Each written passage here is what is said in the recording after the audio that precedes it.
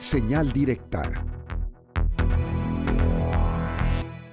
Buenas tardes al auditorio de Canal 44. En la época de las dictaduras militares en América Latina, la mayor parte de ellas producto de golpes de Estado promovidos por los Estados Unidos y que respondían precisamente a los intereses del imperio norteamericano y finalmente tenía como su patio trasero América Latina. Pero en ese contexto también se dieron gobiernos militares progresistas, nacionalistas, anticolonialistas y podríamos decir incluso antiimperialistas. Podemos recordar el caso de Torres en Bolivia, el caso de Velasco en Perú y de manera muy destacada el caso de Torrijos en Panamá, asesinado, por cierto, por la CIA. El caso posterior tenemos Chávez, que el primer Chávez, pues intentó dar un golpe de Estado revolucionario precisamente para impulsar un modelo antineoliberal popular. Después fue a la cárcel y desde ahí regresó ya como candidato. Bueno, en estos momentos tenemos que en África se está viviendo una situación en la que después de la caída del socialismo europeo, sobre todo de la Unión Soviética, que junto con Cuba impulsó de manera muy directa la descolonización africana y que generó una gran cantidad de países con proyectos social populares, algunos se asumían incluso como socialistas. Todo esto se vino para abajo, decíamos, después de la caída del socialismo soviético, y se impulsó nuevamente la presencia del colonialismo y, por supuesto, el imperialismo.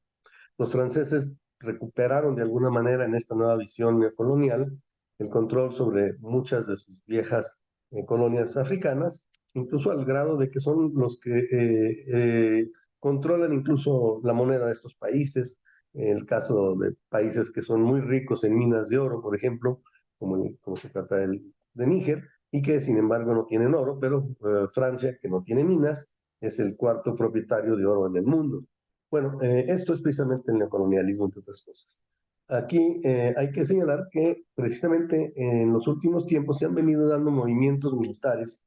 que al final cuentan con un gran apoyo popular precisamente porque se han planteado la ruptura con el neocolonialismo y directamente con el imperialismo también norteamericano. Es el caso de un último movimiento que apareció ser un simple golpe de Estado, un recambio de élites, en el caso de Níger, pero que se ha convertido rápidamente en un movimiento popular militar, como sucede en este tipo de situaciones. Y en ese sentido se vincula con el gobierno de Burkina Faso y de Mali, que terminaron expulsando a las fuerzas militares francesas que con la excusa de combatir el yihadismo, lo cual nunca hicieron realmente, tenían un control militar sobre estos países. Bueno, Níger hoy está amenazada de una intervención militar por parte de algunos estados africanos todavía bastante serviles hacia los Estados Unidos y hacia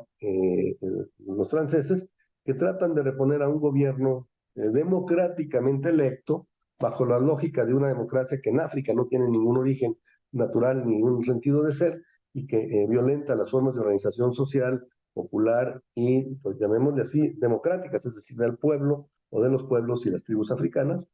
pero que tratan de reponerlo precisamente porque responde a los intereses directamente de Norteamérica, de los Estados Unidos, pues, y de Francia, y que permitió la entrada de tropas precisamente a estos países y establecimiento de bases quizá de las más importantes, por lo menos de la región, es donde hay el mayor número, por ejemplo, de militares franceses. De tal manera que estos movimientos militar populares están reivindicando de nuevo una lucha contra el colonialismo, como lo ha planteado en su momento el presidente Putin. Estaríamos hablando de que la soberanía hay que estarla reconstruyendo, conservando, haciéndola válida a cada momento porque se pierde con mucha facilidad, como sucedió durante todo este periodo del neocolonialismo. Entonces, pues, es por eso muy importante que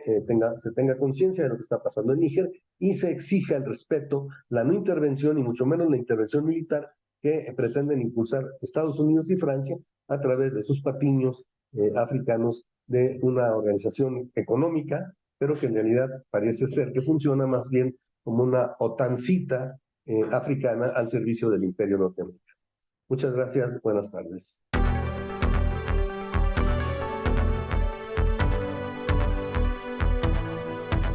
Señal Directa